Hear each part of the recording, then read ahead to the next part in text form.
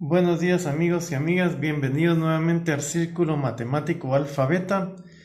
Hoy les traemos ejercicios de derivadas parciales y el primero dice encontrar la parcial de x y la parcial de y de esta función cociente.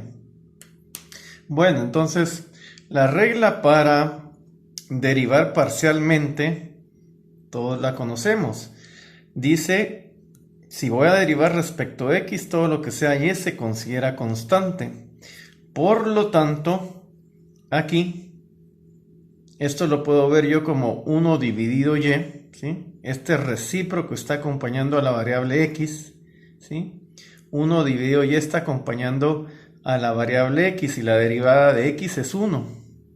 Por lo tanto, la parcial de x va a ser 1 que multiplica a 1 dividido y.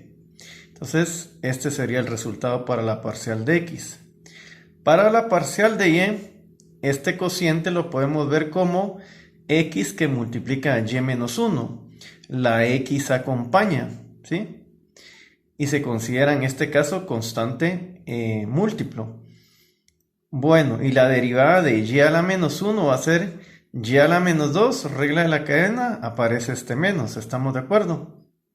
Entonces la parcial de y va a ser menos x dividido y cuadrado. Nos piden ahora hallar la derivada parcial de la función r respecto de p y la parcial de r respecto de q.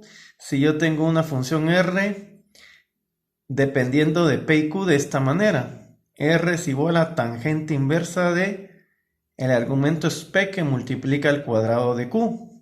Y aquí es importante recordar que la derivada de la tangente inversa es un cociente. El numerador es 1 y el denominador es 1 más el cuadrado del argumento. Eso es importante, 1 más el cuadrado del argumento. ¿Estamos de acuerdo? Lo podemos ver acá. ¿Sí? Derivada de tangente inversa es 1 dividido 1 más el cuadrado del argumento. Con eso fresco procedemos a encontrar la derivada parcial de r respecto de p. Y entonces tenemos que la derivada de la tangente inversa me genera 1 de numerador, denominador 1 más el cuadrado del argumento. Como estoy derivando respecto de p, entonces tengo que aplicar aquí la regla de la cadena y va a aparecer este término. La derivada de p es 1 y como el q cuadrado está acompañando, voy a tener 1q cuadrado. Tengo que esto es la derivada respecto de p. Y ahora la derivada de r respecto de q, o como dirían algunos, la parcial de r respecto de q. Entonces, nuevamente, tenemos una tangente inversa, eso me va a generar un cociente, el numerador es 1, y el denominador pues va a ser 1 más el cuadrado del argumento. En este caso el argumento es p que multiplica el cuadrado de q. Y ese argumento tiene que estar elevado al cuadrado. Pero debo de aplicar la regla de la cadena porque el argumento, ya se en cuenta que el argumento no es simple, ¿no? Entonces debo aplicar la regla de la cadena y por eso aparece este término 2pq.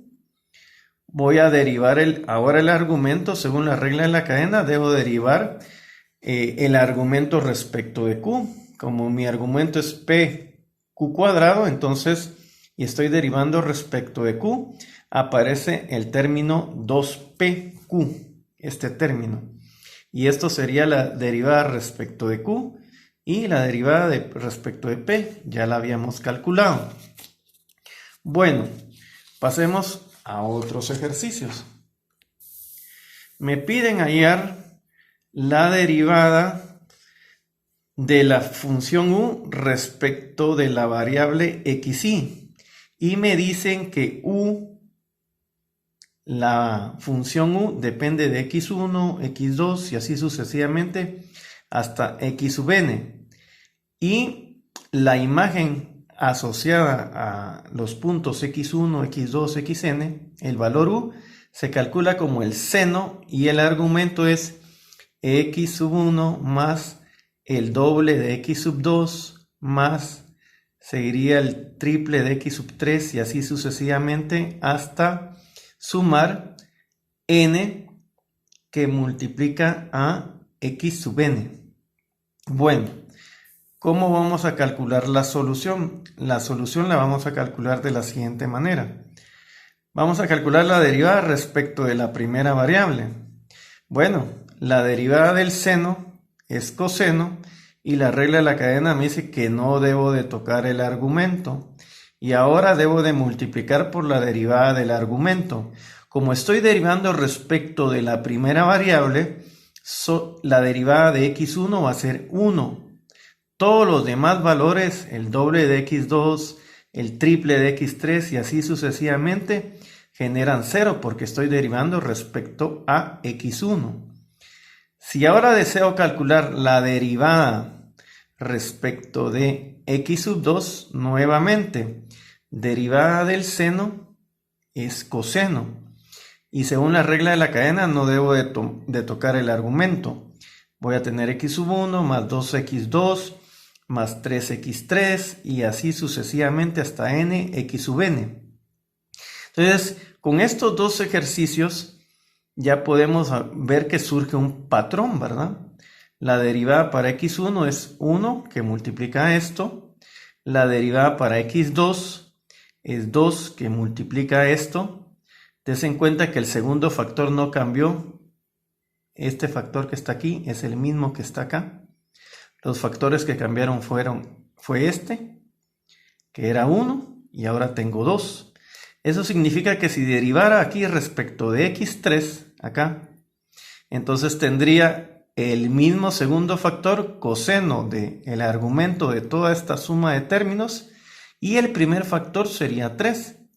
Por lo tanto, siguiendo esa lógica y ese patrón, es claro que la derivada respecto a la variable x sub i va a ser igual a coseno del mismo argumento precedente, solo que el primer factor pasa a ser i porque estoy en la variable x sub i.